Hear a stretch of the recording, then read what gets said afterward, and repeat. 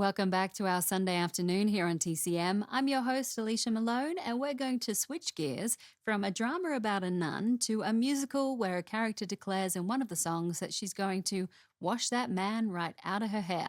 It was the biggest hit in the impressive career of someone who was a longtime friend of ours at TCM, Mitzi Gaynor. Released by 20th Century Fox in 1958, it's South Pacific. This was an absolute blockbuster film, in fact, the biggest moneymaker at the box office that year. It's based on what was also a blockbuster Broadway play with music by Richard Rodgers and lyrics by Oscar Hammerstein. That stage musical, in turn, was based on the James Michener story collection called Tales of the South Pacific. The show debuted on Broadway in 1949 and racked up a number of impressive statistics. It ran for nearly 5 years, that's 1,925 performances, and won 10 Tony Awards, including Best Musical. Not only that, it also won the Pulitzer Prize for Drama. Both the play and the film were directed by the same man, Joshua Logan, but the leading lady on stage, Mary Martin, was not considered enough of a movie name, so Mitzi Gaynor got the movie role. The story is set during World War II, and the plot involves two romances between Gaynor as a Navy nurse and a Frenchman played by Rossano Brazzi, and with John Carr as a Marine lieutenant who falls in love with one of the native women played by Frances Newen. One of the many beauties of the film is the location shooting. The cast and crew traveled to the island of Kauai in Hawaii. Nice work if you can get it. Here's the film featuring Ray Walston as Luther from 1958, South Pacific.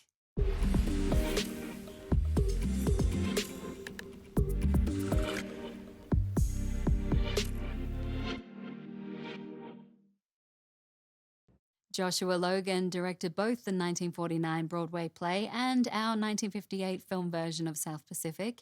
And one criticism that some had of the movie version is that Logan directed the two mediums in much the same way. Performers need great broadness for the stage to sell to those sitting in the back of the theatre, while film, of course, can pick up every nuance. So to some, the broadness Logan chose to use here sometimes felt excessive. But either way, there's no denying how infectious Mitzi Gaynor's exuberant performance is. It's a role that showcased all of her strengths and that beautiful, lilting soprano voice of hers. Interestingly, she was also the only performer to use her own singing voice on the soundtrack. Everyone else was dubbed. Well, I'm going to take my leave. That is until later tonight when I'll be back with TCM Imports. Up next, a double feature starring Cher, starting with the film that made movie audiences and critics sit up and take notice of her acting talent. And there are a couple of added pluses. It stars Meryl Streep and the direction is by Mike Nichols. Don't go away. Next on TCM, Silkwood, then Moonstruck, and later, The Ragman. We're torn up about Silent Sunday nights tonight.